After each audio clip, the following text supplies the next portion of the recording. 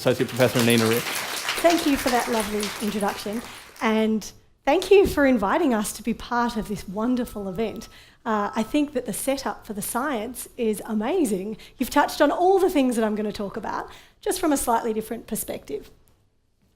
So I'm going to start with the big picture. How does conscious perception work? How do we see? How do we hear?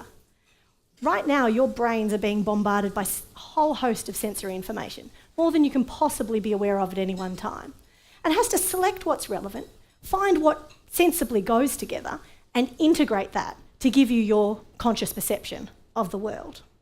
Right now, you're integrating the sound of my voice with my lips moving, and that aids your perception of what I'm saying, especially if I remember not to talk too fast.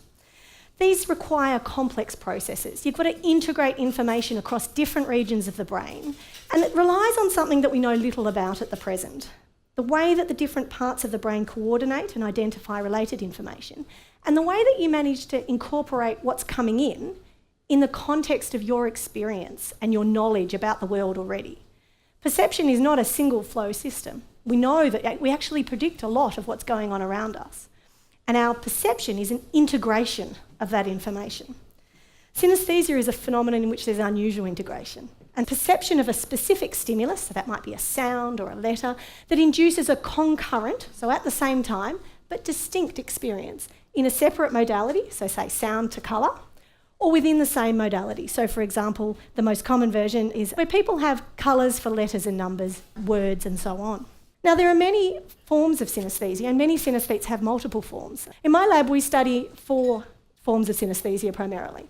In grapheme colour synaesthesia, as we talked about, there's these vivid, consistent colours for letters and numbers. And so a grapheme colour synaesthete might say something like, as a child I can remember puzzling over why not everyone knew that 4 was red. And this illustrates that synaesthesia is typically something that people experience for as long as they can remember, back into childhood. We also study auditory visual synaesthesia, and this is an example of a response that somebody has in response to the middle C on the piano. So one of my auditory visual synaesthetes says every sound has a colour. People hitting golf balls at the driving range. Each of their shots produces a slightly different shade of colour. We also study olfactory visual synaesthesia, and this is where smells evoke visual experiences. And you might have already noticed that although all of these involve colour, the complexity is almost hierarchical. So most people who have olfactory synaesthesia also have auditory visual and grapheme colour synaesthesia. So we tend to see these multiple forms as we get more complex. So one of my olfactory synaesthetes says, butter is brown, most dog smells are yellow or black. The smell of smoke is red, but cigarette smoke is blue. More recently, we've been starting to explore mirror touch synaesthesia. It's a type of synaesthesia where seeing someone being touched results in a perception of touch. So what's going on in synaesthetes? There are essentially 2 major categories of theories, and they postulate that synaesthetes are different from non-synaesthetes, either in a categorical way. So this argument says, well, historically people have assumed that there's hardwired extra connections in the brains of synaesthetes. And this implies that actually synaesthetes have different mechanisms, or the underlying brain architecture might be different. So it could be that synaesthetes have additional connections between, say, the auditory cortex and the visual cortex that results in their experiences. And that's sort of been one of the major theories. More recently, however, though, people have been thinking about synaesthesia in a dimensional way. So maybe synaesthetes vary from non-synaesthetes, not in fundamental brain architecture, but instead they might have the same connections that are somehow a bit stronger, or perhaps less inhibited. So we all have these connections, but in most of us they have some neurotransmitters that are inhibiting them. Perhaps in synaesthetes that's a little bit less. So why would I spend all this time studying synaesthesia? I've just told you it's not a medical disorder to be cured. You're not going to have someone turning up at emergency saying, I've got synaesthesia, my chest is turning green and it sounds like the number 6. Why might we care enough to invest all this money and energy into studying it? Well, synaesthesia is fascinating in and of itself. There's a small proportion of the population that see the world quite differently. And that illustrates the inherent subjectivity of perception. I can never verify that what I see is the same as what you see.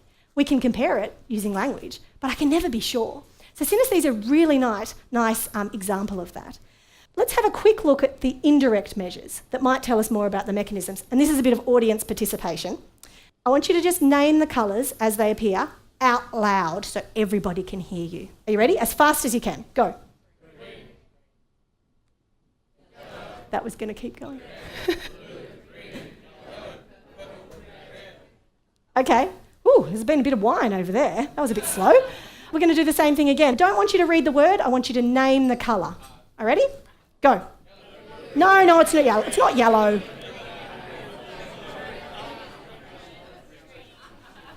And that's not the effect of wine, or maybe wine as well. You've just experienced the classic Stroop Effect. If you've ever done undergraduate psychology, you knew about it already. Essentially, you will have experienced that it was much more effortful to name the ink colour when it didn't match the word. And typically, if I'd measured your colour naming times, your results would look something like this, where your neutral or congruent colour naming times would be much faster than in the incongruent condition. And the typical story goes like this: word reading in literate adults is highly automatic and involuntary, and so you can't stop yourself from reading the word, and it interferes with the slower process of colour naming. Now, synaesthesia is argued to be involuntary. Synaesthetes don't sit around going, ooh, I wonder if A is red, right? It's an involuntary experience when they see the particular letter. So it holds then that if synaesthesia is involuntary, we should be able to get a measure of it using the same sort of logic. So overall then, all of these forms of synaesthesia and the whole host of synaesthesia research going on across the world tells us that synaesthesia tends to be consistent and involuntary. We can objectively measure synaesthetic experience.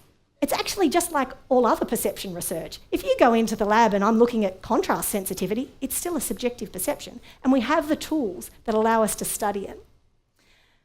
And synaesthesia, we argue, builds on mechanisms that we all share, and it can therefore inform us about a lot of different issues.